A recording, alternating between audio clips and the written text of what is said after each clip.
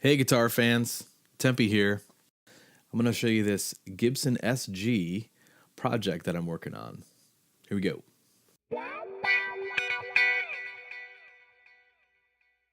Okay, thanks for watching this video.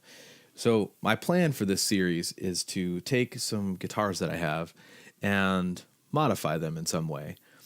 This first one I want to show you is a guitar. It's a Gibson SG. It's called the SG. So a little bit of background about these guitars.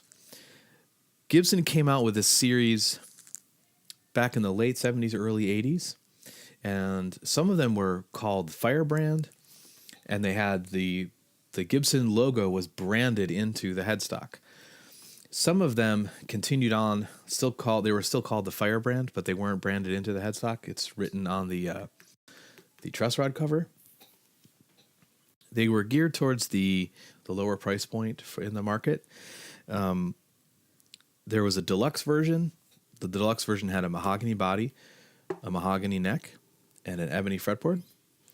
Some of them had block inlays, and some of them had dot inlays like this. This particular guitar is made out of walnut, which is a little bit unusual.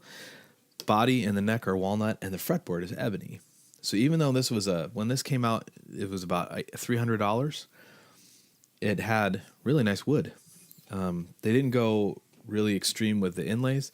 The logo is actually a sticker and just standard dot inlays.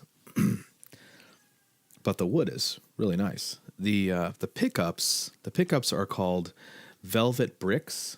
I've seen some people refer to them as velvet bricks. By Bill Lawrence. I'm not sure if that was the slang that everybody called that or if that was the actual brand name.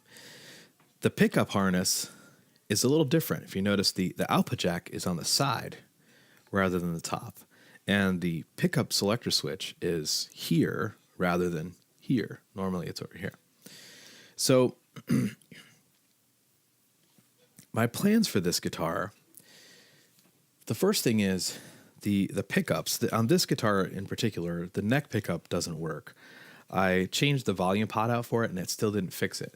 So to be honest, it's just a good excuse to get new pickups and a new wiring harness.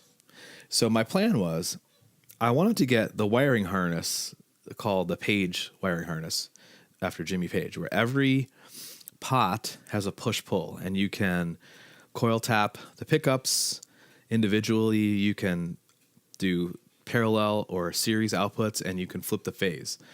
Those last two you can only do when the two pickups are on, right, together. So I knew I wanted to do that. In order to do that, you have to use pickups that have a 4-wire output to wire them properly. So I wanted to get the lowest output humbuckers by Seymour Duncan that I could find. And they happen to be the Pearly Gates, which are based on the Billy Gibbons 59 Les Paul.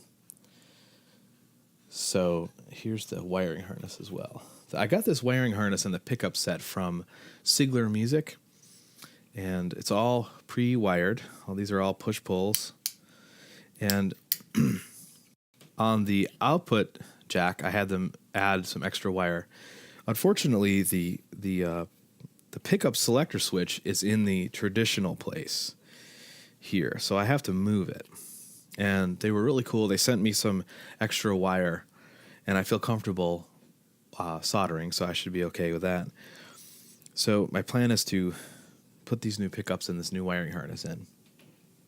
These pickups kind of had a reputation for being kind of bright and brittle. And unfortunately, I can't show you the neck pickup, but I can show you the bridge. So here's the bridge.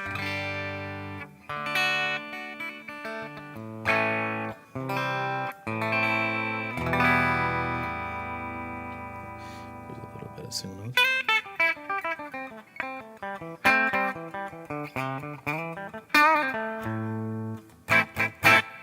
Okay, kind of a bright sound. My goal with this is to I'm not trying to make a traditional SG sound because the woods are unusual. So my goal is to get as many different sounds out of this guitar as possible. That's why I went with that wiring setup. My other goal is to put new frets on this guitar. This guitar is from 1980. The frets are pretty well worn, and they're also not very tall. I prefer tall stainless steel frets. So I'm definitely going to get the frets replaced on this. Now, I've always thought that Gibsons with dot inlays look kind of plain. So I'm entertaining the possibility of having inlays put in. I would probably get the small square inlays. I have no idea how much it's going to cost. To get a better idea if I'm going to like the guitar with inlays, I decided to get fret inlay stickers, which is a thing. They're about $10, and these happen to be the trapezoid shapes that you see on SGs and Les Pauls, and they just stick on there. So it's not my intention to leave those on there for any length of time. I just want to get a visual idea of whether or not I think it looks better or not. So those two things I'm going to do right away. The next thing is the finish on this guitar. I personally do not like this finish. I think it looks like old kitchen cabinets from the 1970s. So I can either paint it or I can stain it. And I think it'd be better with this guitar to stain it. I think I lucked out on this guitar because I've seen other guitars from this series, and the wood grain is really mismatched. You can see the different pieces of wood, and I think those guitars probably should be painted.